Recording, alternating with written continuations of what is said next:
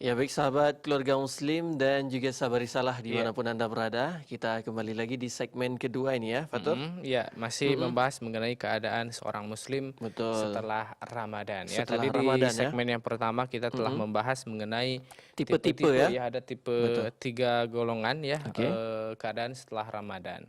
Oke, kita angkat Mm-mm. telepon yang sudah terhubung. Ya, Halo, halo. assalamualaikum. Ya, halo, assalamualaikum.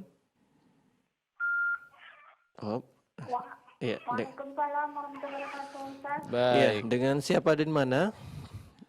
Aisyah di Serdang Bedagai, Ustaz. Iya, silahkan pertanyaannya. Iya, Ustaz. Assalamualaikum warahmatullahi wabarakatuh, Ustaz. Waalaikumsalam warahmatullahi wabarakatuh. Saya ingin bertanya tentang ketakwaan dalam akhir Ramadan ini, ya, Ustaz, ya. Iya, Kan di awal-awal Ramadan itu kan semangat itu, Ustaz, ya.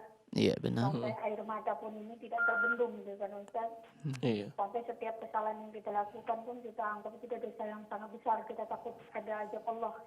Iya, Namun setelah detik akhir ini di bulan Syawal ini, Syawalnya pun sudah lewat, dia mulainya pun berkurang, gitu kan, Ustaz. Rasa bersalah dia pun tidak seperti menggebu-gebu saat Ramadan. iya. Apakah itu bagaimana, Ustaz? Apakah dia futur iman dia atau bagaimana, Ustaz? Ataukah iman dia itu hanya rasa ketakutan dia di hari Ramadan kemarin, dan Syawal ini dia melupakan itu, Ustaz?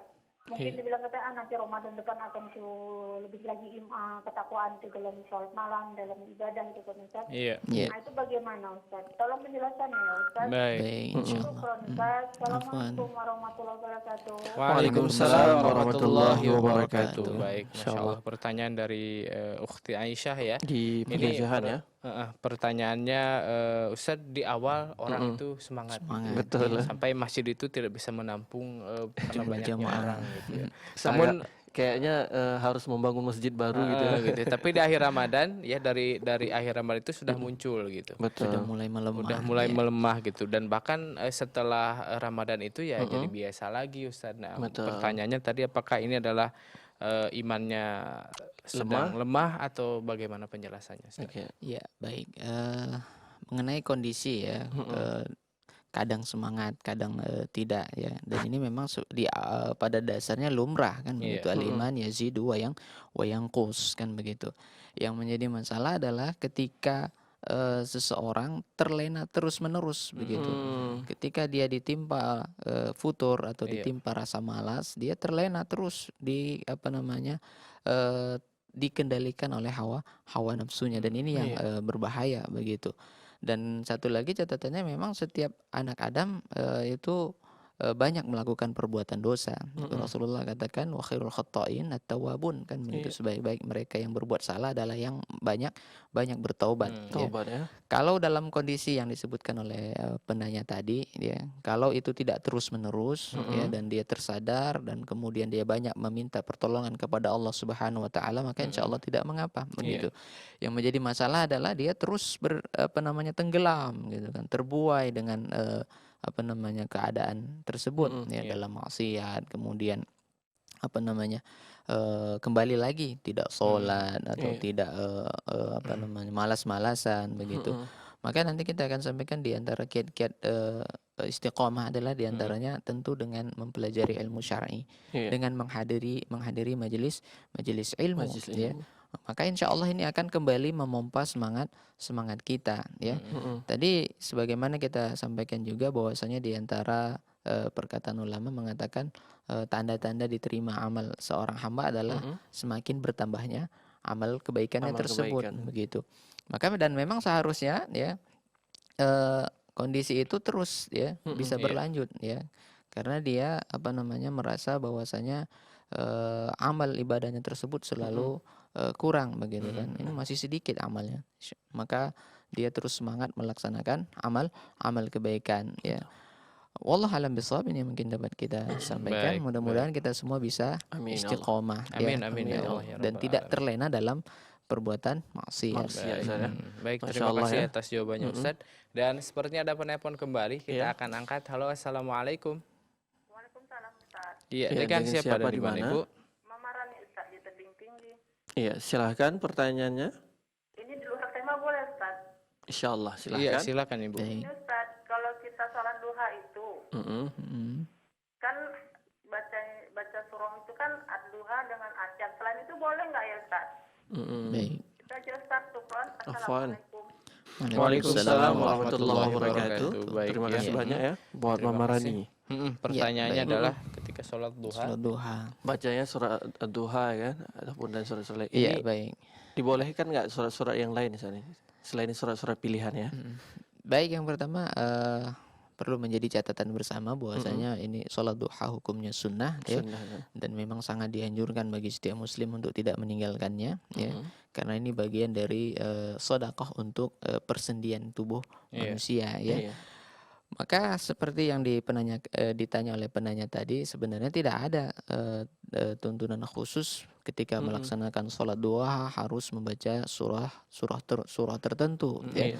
Bahkan yang menjadi fatal adalah ketika kita mengkhususkan suatu amalan tapi tidak didasari oleh dalil syar'i, kan Betul. begitu. Maka seharusnya dalam sholat sunnah tersebut kita bebas membaca surah apa saja ya, apalagi Iya. tadi seperti yang ditanyakan boleh tidak membaca surah yang lain, lain, dan padahal ini adalah surah sholat sunnah, dan boleh ya Iya. kita membaca surah apa yang mudah kita baca ya, apalagi kalau ada keyakinan ini ada keutamaan tertentu baca surah ini tanpa didasari oleh dalil syar'i, Iya. maka ini tidak boleh seharusnya ya. Bebas ya kita membaca surah pendek atau bahkan surah yang panjang pun tidak menjadi masalah. Kesempatan murojaah juga Ustaz ya? Kesempatan murojaah di Iya. sholat duha tersebut ya. Wallahu a'lam bishawab ya, mudah-mudahan kita semua dimudahkan dalam Amin ya Allah. beribadah. Amin ya Allah. Amin ya Allah. Insyaallah. Terima Alamin. kasih Ustaz ya. Semoga ini bisa dipahami buat kita semua ya. Iya, tentunya ya. Ada Ya baik SMS? sahabat keluarga muslim, silahkan bagi Anda yang punya pertanyaan ataupun unek-unek ya, Iya. silahkan mengirimkan pesan singkat ke kita di 085271153456 atau Iya. juga via telepon ini ya, Iya, Fatar. secara langsung ya di 0617944282. Ustaz, ada pertanyaan yang masuk ini melalui SMS ini ya. Assalamualaikum warahmatullahi wabarakatuh. Ustaz. Waalaikumsalam warahmatullahi Ini wabarakatuh. dari Ummu Aisyah di Simalungun ini. Apakah jika pasca Ramadan melakukan maksiat nih Ustaz? Ya. Apakah ini tanda tidak diterimanya amal Ramadannya seseorang Ustaz? Iya. Seperti itu. Silahkan. Baik, maksiat ini kan ada terbagi ke beberapa jenis ya, ada yang masuk kategori dosa kecil, kemudian ada dosa besar ya. Dan seorang bisa saja terjatuh di antara salah satu keduanya, kan begitu. Yang menjadi masalah adalah ketika dia selepas Ramadan ya kembali seperti keadaannya semula. Itu yang kita maksud tadi ya. Kalau seorang hamba dikatakan selepas Ramadan tidak pernah berbuat maksiat sama sekali, ini mustahil ya, Iya, karena betul. manusia dibekali dengan hawa nafsu begitu. Maka yang perlu jadi catatan adalah kita senantiasa bisa mengingat Allah Subhanahu wa taala. Kalaupun sudah terjatuh ke dalam perbuatan maksiat, maka rasa takut itu harus segera timbul Iya. gitu. Dan berharap kepada Allah Subhanahu wa taala agar Allah terima taubat ya. Maka orang yang melakukan perbuatan maksiat karena kelalaian atau karena ketidaktahuan, maka insya Allah dia apabila segera bertobat, Allah Subhanahu wa taala akan ampuni ya. Iya. Yang menjadi masalah lah selepas Ramadan bermaksiat gitu. Tak sadar-sadar. Ini yang Betul. menjadi masalah ya. Iya. Maka Ramadan seharusnya menjadikan kita apabila kita terjatuh ke dalam perbuatan maksiat ya, tanpa disadari atau tanpa sengaja, ini segera menyadarkan kita begitu. Insyaallah dengan demikian kita terus meningkatkan ibadah kepada Allah Subhanahu wa taala. Wa atbi'is sayyi'atal hasanata tamhuha.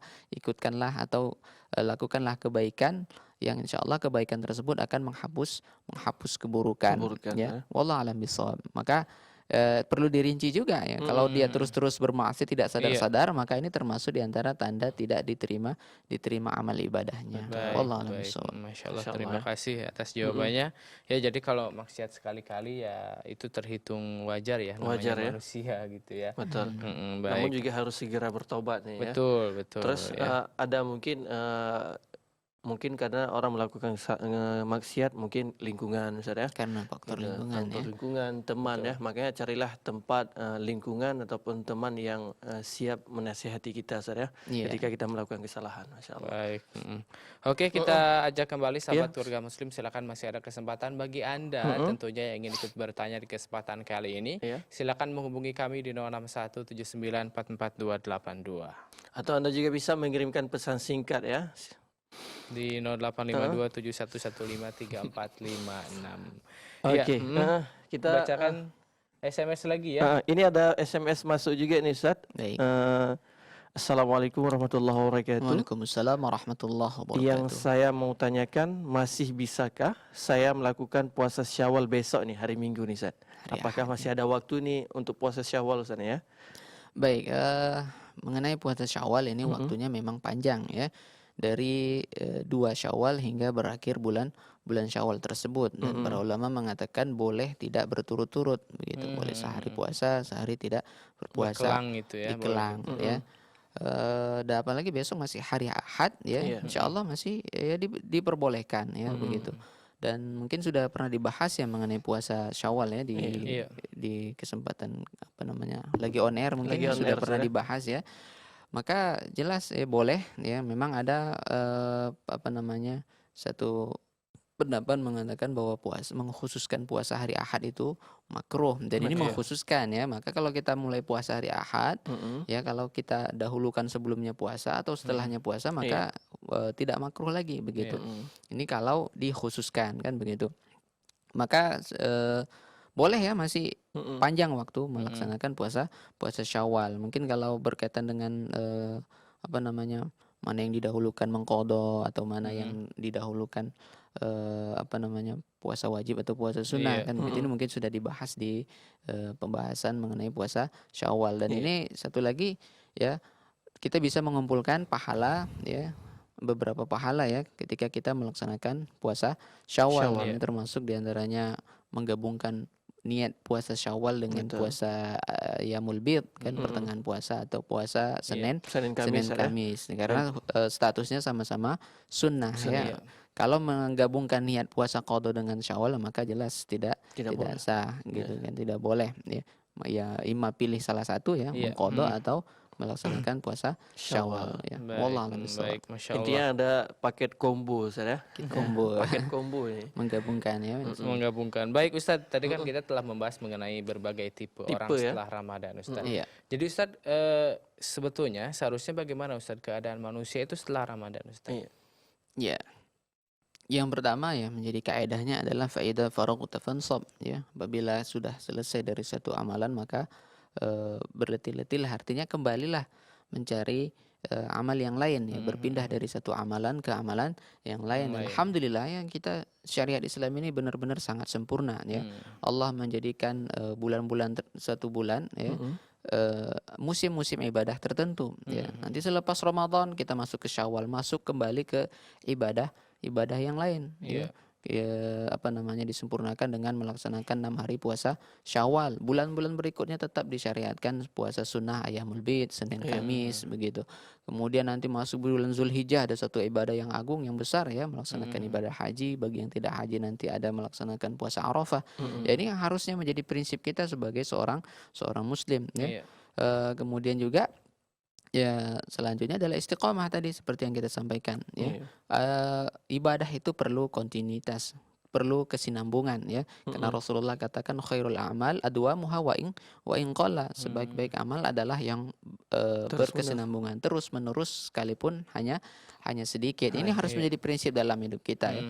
Jangan hari ini semangat sholat malam sampai 20-an rakaat, tapi besok libur kan begitu, atau bahkan sebulan sekali cuma dijadwal. Maka ini tidak baik begitu. Ya, ini yang seharusnya menjadi prinsip seorang muslim, istiqomah dalam beribadah kepada Allah Subhanahu wa taala. Jangan sampai ada pikiran apa namanya, udah cukup, udah nyampe level tertinggi nih, seperti main game ya kan. Sudah level tertinggi berarti sudah selesai gitu. Tidak, capek selagi gitu nyawa masih di badan ya, tetap ibadah itu diwajibkan oleh Allah Subhanahu wa taala. Iya, Masya Allah ya. baik, Masya Allah ya. Dan sahabat keluarga muslim, sahabat Risalah dimanapun Anda berada, silakan yang ingin ikut bertanya di kesempatan kali ini di 0617944282. Dan Anda juga bisa mengirimkan pertanyaannya melalui SMS di Iya. 085271153455. Iya, baik sahabat keluarga muslim dan sahabat Risalah, kita akan rehat sejenak. Iya. Insya Allah kita akan kembali setelah pesan-pesan berikut ini. Iya.